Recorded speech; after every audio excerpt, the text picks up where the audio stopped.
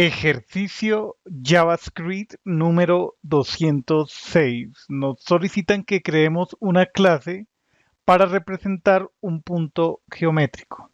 Un punto geométrico en el plano cartesiano.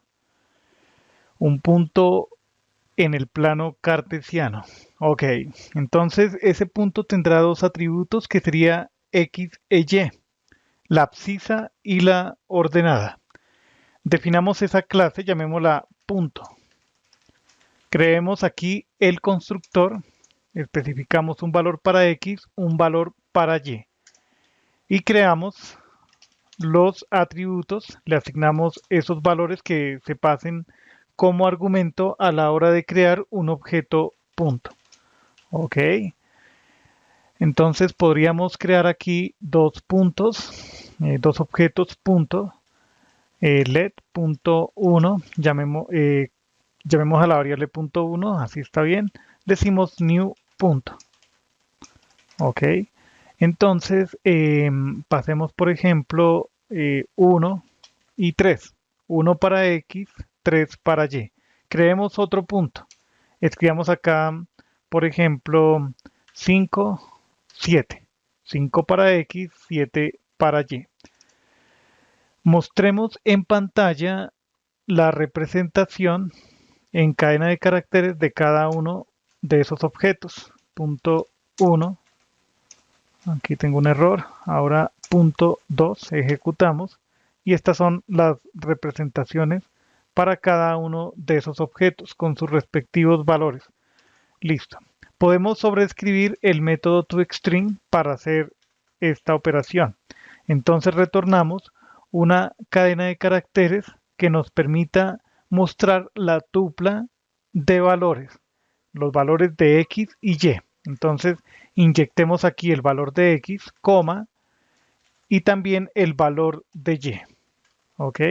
Veamos la diferencia entre utilizar este enfoque y el enfoque en donde invocamos el método toString sobre cada uno de esos dos objetos. Entonces, punto 1, punto toString.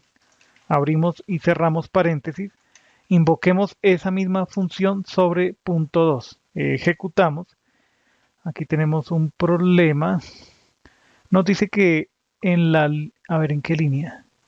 En la 20 nos falta this para referirnos a esa instancia y a ese valor particular para cada objeto. Entonces, volvamos a ejecutar y veamos las representaciones en cadena de caracteres cuando invocamos toString sobre cada objeto. ¿Sí? Esta, digamos, sería la representación estándar en geometría para puntos. Entonces, el valor en X, el valor en Y. Ok, para esos dos puntos. Podríamos hacer algo interesante y es escribir una función que permita calcular la distancia entre dos puntos, la distancia pitagórica. Entonces escribamos aquí distancia, recibiríamos otro punto, llamemos así a esa variable, otro punto, y retornamos este cálculo. Utilizamos Pitágoras para calcular la distancia entre dos puntos, entre el punto actual y el otro punto que estamos pasando como argumento. Usemos el método sqrt de la clase. El método sqrt es la raíz cuadrada de un valor que vamos a especificar aquí. Entonces, hagamos lo siguiente, math.pow para calcular la potencia de la diferencia del punto de X del punto actual menos, aquí me falta algo, otro punto X. O sea, este sería el objeto actual y este sería el otro punto sobre el que queremos hacer calcular la diferencia. ¿Listo? Esto lo elevamos al cuadrado y le sumamos, voy a copiar esto, y le sumamos la diferencia entre los X del punto actual y el otro punto. También elevamos al cuadrado. Esa sería la operación que tendríamos para calcular la distancia entre dos puntos, la distancia pitagórica. Entonces, ¿qué podemos hacer? Agreguemos aquí un salto de línea y sobre el punto 1,